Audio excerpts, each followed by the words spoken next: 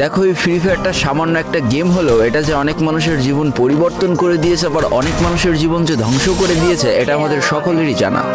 তবে সামান্য এই গেমটা যে গোটা একটা পরিবারকে আবার নতুন করে জীবন দান করবে, এটা আসলে সকলের অজানা ছিল। হ্যাঁ বন্ধুরা, আজকের গল্পটি এমনই একটা পরিবারকে নিয়ে যারা এই ফ্রি ফায়ার গেমটাকে একেবারেই সহ্য করতে পারতো না, বরং তাদের সন্তান যখন এই গেমটা খেলতো তারা আরো উল্টো বকাবকি করতো।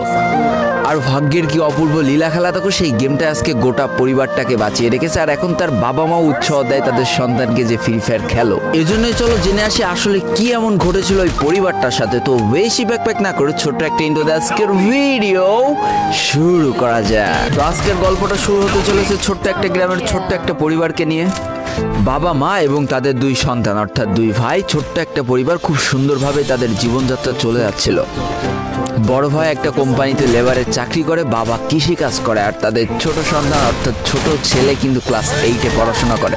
দারিদ্রতার বেড়া জালে আটকে পড়া পরিবারকে সাপোর্ট দেওয়ার জন্য তাদের বড় ভাইকে খুব অল্প বয়সে কাজে চলে যেতে হয়েছে।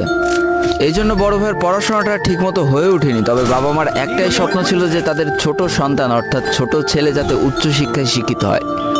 এই জন্য বাবা কৃষিকাজ করলেও সারাদিন মাঠে তুমুল কষ্ট করে এসে বাসায় যখন এসে দেখতো তাদের ছোট সন্তান পড়াশোনা করতেছে, সমস্ত কষ্ট এক চান্সে দূর হয়ে যেত। আর তাদের ছোট সন্তান পরিবারের অভাব দেখতে দেখতে বড় হচ্ছে, তো তাই সে একটা সময় ঠিক করেই ফেলে যে তাকে অনেক বড় হতে হবে, লেখাপড়া করে অনেক বড় মানুষের মতো মানুষ হতে হবে। আর ঠিক এমনটাই হতে থাকে। তাদের ছোট ছেলে খুব ভালো রেজাল্টও করতে থাকে, প্রত্যেক ক্লাসে টপ হতেও থাকে। তবে তার একটা বদ অভ্যাস ছিল, সেটা হচ্ছে ফ্রি ফায়ার গেম খেলা। করোনা চলার সময় যখন তার স্কুল বন্ধ হয়ে যায়, তখন তার বাবা এবং বড় ভাইয়ের জমানো কিছু টাকা দিয়ে তাকে একটা ফোন কিনে দেওয়া হয় অনলাইনে ক্লাস করার জন্য। তার ফোনটা ছিল 3 GB র্যামের একটা ফোন। তবে এইখান থেকেই তার ফ্রি ফায়ার গেমের সাথে পরিচয় হওয়া। সারাদিন পড়াশোনার ফাঁকে সময় পেলেই সে ফ্রি ফায়ার গেম নিয়ে বসে পড়তো। আগে যেমন বাইরে খেলাধুলা করতো, এখন সে আর বাইরে খেলাধুলা করে না, ঘরে বসে সারাদিন ফোন টিপে আর ফোনে গেম খেলে। এদিকে তার বাবা মা যখন ফ্রি ফায়ার গেম খেলা দেখতো তখন প্রচণ্ড পরিমাণ রেগে যেত, এমনকি মারধর পর্যন্ত করতো যে তুই এই গেম খেলা বাদ দিয়ে দে।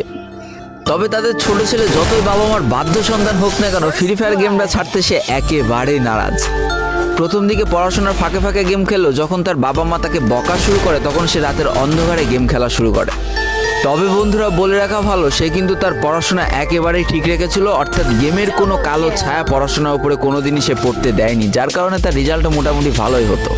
এতদিন পর্যন্ত পরিবারের সবকিছু ঠিকঠাকই ছিল, এবার আস্তে আস্তে পরিবারটা একটু একটু করে ভাঙতে শুরু করবে।